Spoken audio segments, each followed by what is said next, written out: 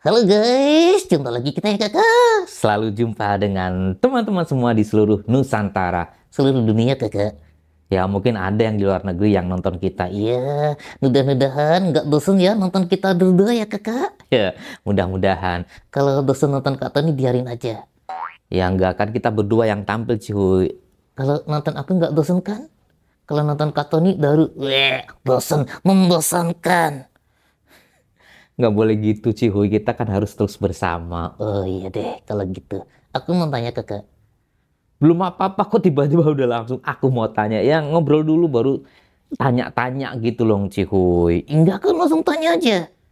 Ya udah kamu mau tanya apa? Aku mau tanya, Kak Tony kan pendongeng. Yes, katanya adalah seorang pendongeng. Dongeng untuk? Ya dongengnya sebetulnya seringnya untuk anak-anak. Tapi kadang-kadang juga untuk remaja, untuk dewasa, dan juga untuk orang tua. Hah? Orang tua suka dongeng kakak? Lah iya. Emang gitu?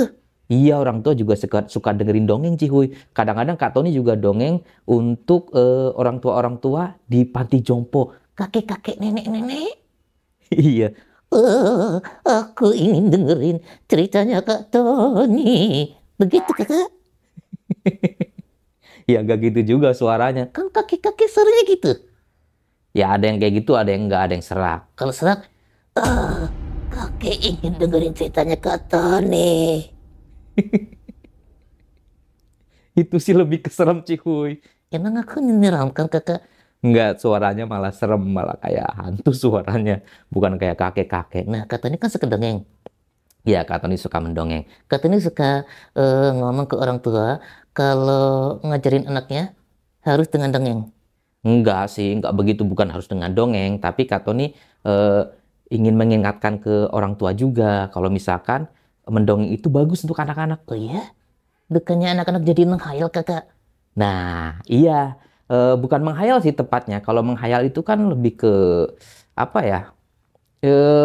Mungkin lebih tepatnya kata-katanya adalah berimajinasi. Oh, berimajinasi? Iya, berimajinasi seakan-akan anak itu yang sedang mendengarkan cerita itu menjadi tokoh utama di dalam cerita yang sedang dibawakan. Oh gitu kakak. Iya, kayak waktu Kak Tony dulu itu kecil aja, ketika Kak Tony dengerin dongeng, itu Kak Tony jadi kayak merasa masuk ke dalam ceritanya. Kayak misalkan habis nonton film Jet Li. Nah, setelah nonton film Jet Li, seolah-olah Kak Tony itu kayak jagoan, kayak Jet Li, kayak bisa bela diri segala kayak gitu Cihuy. Oh, kalau nonton Mission Impossible? Nah, nonton Mission Impossible juga gitu. Habis nonton Mission Impossible jadi kayaknya seperti eh bisa kayak si Ethan itu. Serem kakak? Maksudnya serem? Setan? Ethan. Itu tokoh di Mission Impossible. Terus enak manfaatnya dongeng itu apa kakak? Kalau manfaatnya dongeng itu sebetulnya nggak perlu Kak Tony sampaikan lagi ya, karena kita bisa mencarinya banyak artikel-artikel yang menjelaskan tentang manfaat dongeng dan fungsi mendongeng dan lain sebagainya.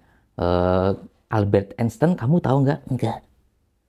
Albert Einstein itu pernah bilang, Cikuy, kalau misalkan mereka, anak-anak, pengen pandai, bacakanlah mereka banyak cerita. Sampaikanlah mereka banyak cerita. Oh gitu kakak. Itu kata Albert Einstein. Iya, kata Albert Einstein. Tapi kalau kata Mang Ujang tukang cilok di Dutan SD Sudinara 1 nggak gitu kakak? Apa katanya? Kalau ingin kenyang, makanlah banyak-banyak cilok. Ya itu biar cilok dagangannya laku, Cipu. Biar cilok dagangannya laku sampai napas Kak Tony habis tuh. Oh, berarti dongeng itu penting kakak? Ya, salah satu cara menasehati kepada anak itu dengan dongeng, dengan bercerita, dengan mendongeng. Ceritanya bisa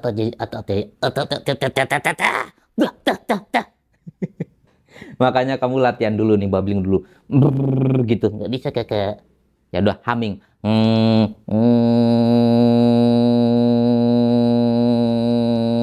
Stop. Sudah? Sekarang libet gak? Enggak kakak. Aku lanjutin ya kakak. Nah, kakak tadi yang lanjutin, aku yang lanjutin. Jadi Kak Tony lagi jelasin kayaknya. Tadi Kak Tony jelasin apa? Lah kan jadi lupa kan. Tadi Kak Tony jelasin apa? Kamu nanya lagi deh, kamu nanya apa? Oh iya kakak. Terus Kak Tony kan suka ngajarin orang tua untuk mendongeng bercerita ke anak-anaknya. Ya, kalau misalkan orang tua itu udah bisa mendongeng semua, berarti prosesi pendongeng gak perlu lagi kakak. Ya nggak gitu dong. Profesi pendongeng itu tetap akan ada dan tetap diperlukan. Untuk apa kakak? Ya karena beda Cihuy, mendongeng di kamar, mendongeng di kelas, mendongeng di atas panggung itu beda. Nah kalau seorang profesional itu bisa melakukan semuanya, dituntut untuk bisa melakukan semuanya, baik di kamar, di kelas, apalagi di atas panggung. Kalau orang tua? Nah kalau orang tua, hmm, kalau misalkan mau dijadikan profesi ya berarti harus belajar tentang kaidah-kaidah pertunjukan, bagaimana di atas panggung, bagaimana mengkondisikan anak yang banyak, dan lain sebagainya. Kira-kira seperti itu, Cihuy. Katanya kenapa? Sepertinya ada rambut yang nempel di sini nih. Ngelutnya? Ini ada bekas biji cabe. Gak sikat gigi? Sikat gigi tadi, tapi habis sikat gigi Katoni makan sambal, jadi cabenya nyangkut di gigi. Aku gak pernah tuh cabai nyangkut di gigiku. Lah ya kan kamu nggak punya gigi. Oh iya ya. Nah, jadi gitu, Cihuy. Berarti prosesi pendongeng tetap ada kakak. Iya, tetap akan ada, Cihuy. Misalkan nih, Katoni mau tanya nih.